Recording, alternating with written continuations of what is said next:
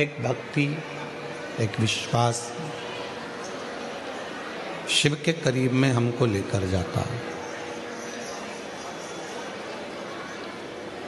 शिव महापुराण में किसी भी वस्तु की, सामग्री की या कोई चीज की मूलता नहीं कही। शिव महापुराण में अगर किसी चीज की बात कही गई है तो वो विश्वास की बात कही है, वो भक्ति और भरोसे की बात करी गई है। विश्वास।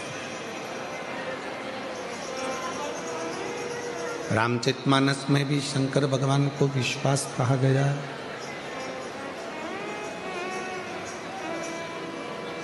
शिव जी को पूर्ण भरोसा और पूर्ण विश्वास की तुलना तुलसीदास बाबा ने दी है।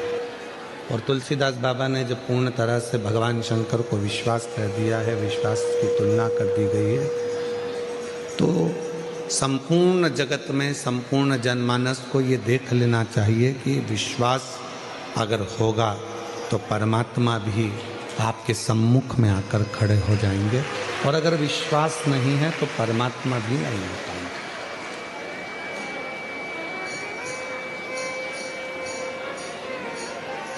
किसके वचन पर, किसकी बात पर आप भरोसा करते हैं, किसके वचन पर आप भरोसा करते हैं, किसकी बात पर आप भरोसा करते हैं, यह आपके ऊपर निर्भर करता है, यह आपके ऊपर है।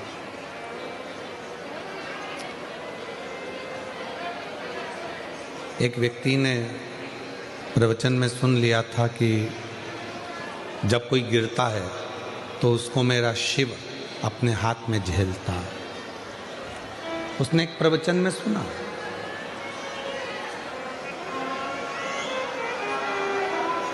उसने एक प्रवचन में ये सुन लिया कि जब जब कोई गिरता है तो उसको भगवान भोलेनाथ अपने हाथों में झेलते हैं। अपने हाथों में परमात्मा झेलता है, ये उसने अपने प्रवचन में, सत्संग में, कथा में सुन लिया।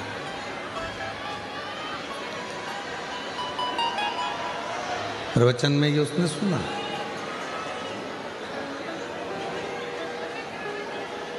और जब उसने प्रवचन में ये सुना तो उसने ये विचार किया कि अब मैं प्रवचन में तो सुनकर आया हूँ, मैंने प्रवचन में तो ये सुना है कि गिरने पर परमात्मा अपनी गोदी में उसको झेल लेता है।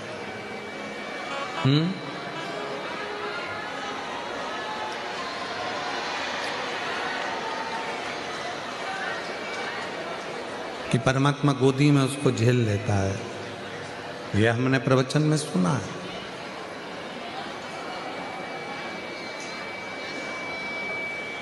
पर गिर के नहीं देखा।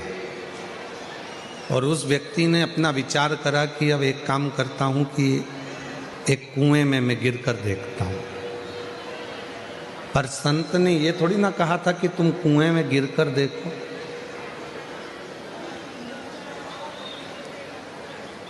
संत ये थोड़ी ना बोले हैं कि तुम कुएं में गिर कर देखो। संत ने तो कहा कि जब संसार का मनुष्य गिरता है तो उसको शिव अपने हाथों में झेल लेता है, भगवान शंकर अपने हाथों में झेल लेते। पर उस व्यक्ति ने वो सत्संग करने वाले, प्रवचन करने वाले के मुख का शब्द सुना, और सुनने के बाद में वो मुख का शब्द सुनकर कुएं में कूदने के लिए, कुएं में गिरने के लिए गया। और जब वो कुएं में गिरने के लिए गया तो उसके मन में आया कि प्रवचन देने वाले ने तो कह दिया कि जब कोई गिरता है तो शिव जी उसको झेलते हैं, और मान लो मैं कुएं में गिर गया, शिव जी नहीं आए झेलने के लिए, तो मैं तो मर ही जाऊंगा। एक काम करता हूं कि मैं कुएं में गिरूं भी और मरूं भी ना। भगवान आएगा तो ठीक है, नहीं आएगा तो ठीक है।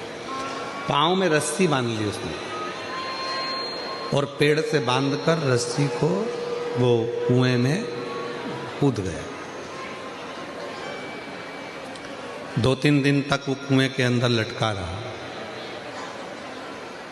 पर शिव नहीं आया, भगवान नहीं आया,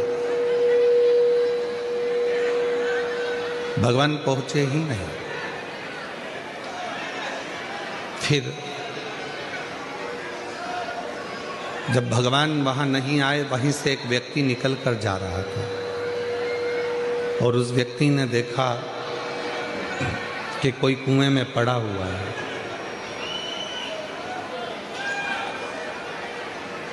उसने जाकर पूछा, भैया मैं तुमको कुएं से निकाल देता हूं, मैं तुमको कुएं से निकाल देता हूं। तो उसने कहा, नहीं नहीं, मुझे कुएं से मत निकालो। मैंने किसी के प्रवचन में सुना था कि जब कोई व्यक्ति नीचे गिरता है तो उसको शिव अपनी गोदी में झेल लेते हैं। भगवान शंकर उसको अपनी गोदी में झेल लेते हैं। मैंने ये प्रवचन में सुना।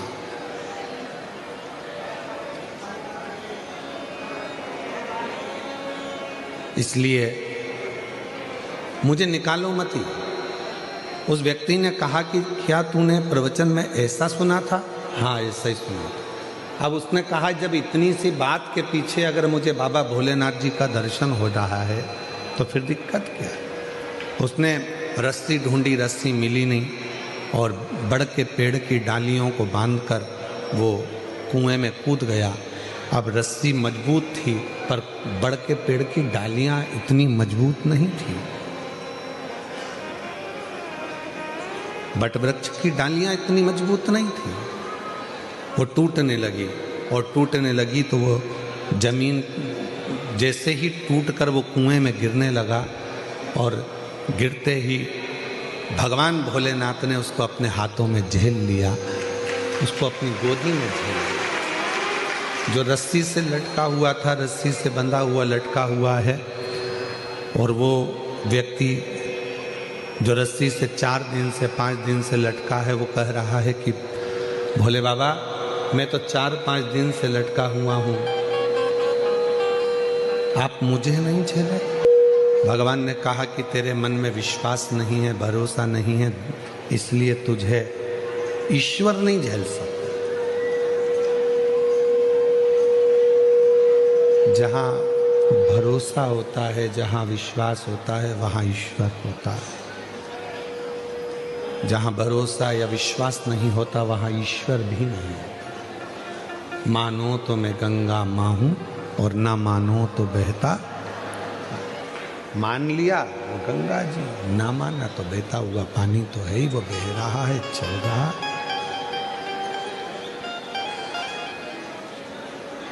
वो बह रहा है, चल रहा। शिव विश्वास की एक मूर्ति है, भगवान शंकर भरोसे की एक मूर्ति है।